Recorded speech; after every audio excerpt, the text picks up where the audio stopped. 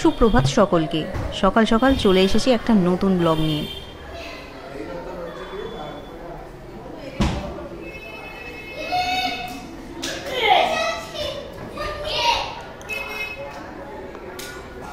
আজ ছিল নবমী, তাই স্নান টান সেরে টোটোতে চাপলাম সব কটা মিলে। কোথায় যাচ্ছি ক্যাপশন দেখে অলরেডি বুঝেই গেছো, কিন্তু সেখানে গিয়ে কি কি হলো সেটা দেখার জন্য তো পুরো ব্লগটা দেখতে হবে, তাই না?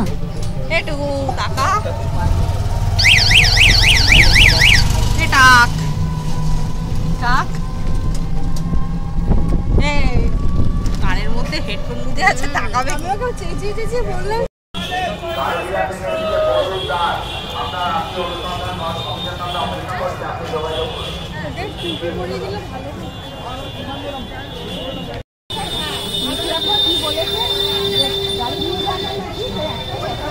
তো টোটো থেকে নামলাম, প্রচণ্ড রোদ ছিল, আমার তো হাঁচিই চলে এলো। চলে এসেছি আমাদের মায়ের কাছে, হ্যাঁ, চন্দননগরের তেঁতুলতলার বুড়িমার কাছে। আমার বাবা এখনো আসে এখানে, প্রত্যেকবার এসে এই বুড়িমাকে দেখে যায়।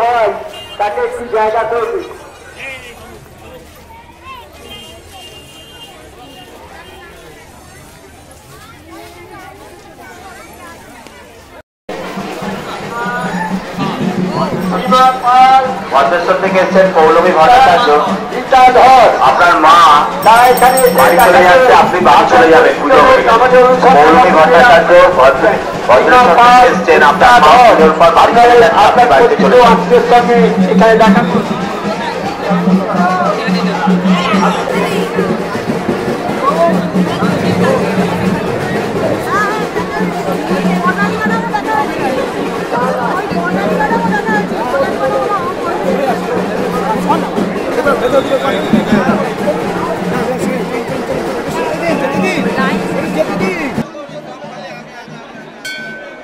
এতদিন গল্প শুনেছি, এই প্রথমবার আমি বুড়িমাকে দেখতে এলাম। কি অসাধারণ মায়ের মুখ, দেখেই শান্তি। পিসির কাছে গল্প শুনেছিলাম তেঁতুলতলার বুড়িমা নাকি খুব জাগ্রত, মা নাকি কাউকে নিরাশ করেন না, সকলের মানসা পূরণ করেন। আর মায়ের বিদায়ের দিন নাকি কোনো মহিলারা নন, পুরুষরা নারীর বেশে শাড়ি পরে ঘোমটা দিয়ে মাকে বরণ করেন। কি আশ্চর্য, তাই না? সেটা আর দেখা হয়ে উঠল না। কিন্তু এত রোদ আর ভিড় ছিল যে আমরা কিছুক্ষণ থেকে ছায়ায় গিয়ে বসলাম। এখানে ক্লাবের সদস্যরাই ছিলেন, ওনারাই বললেন চেয়ারে এসে বসতে। আর ভুটুরও খুব কষ্ট হচ্ছিল।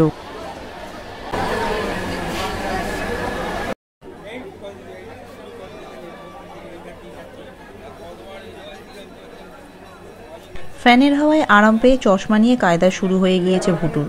এদিকে মৌ চেয়ারে উঠে দাঁড়িয়ে পড়েছে, দেখতে পাচ্ছে না বলে। তাছাড়া ও এই নিয়ে একটা প্রজেক্ট তৈরি করছে কলেজের জন্য। আর এই দিকে দেখো, স্টেজ ভেঙে সব হুড়মুড় করে পড়েছে।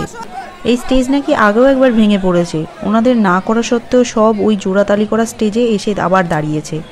অনেকজন তো পড়ে গিয়ে ব্যথাও পেয়েছে, তারপরেও এখানে এত ভিড়। যাই হোক, তারপর যাওয়ার পথে পিসিরা আইসক্রিম কিনলো। আর ভুটু তো আইসক্রিম দেখলেই পাগল হয়ে যায়, তাই ও রাস্তায় খেতে খেতেই চললো।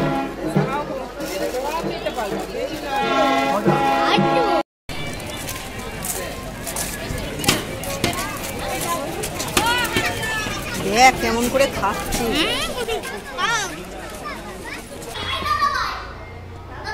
দাদা ভাই আসছে। ব্লগটা এখানেই শেষ করলাম। যারা যারা চ্যানেলটা সাবস্ক্রাইব করোনি তারা একটু পাশে থেকে সাবস্ক্রাইব করে দিও। চলো টাটা, দেখা হচ্ছে নেক্সট ব্লগে।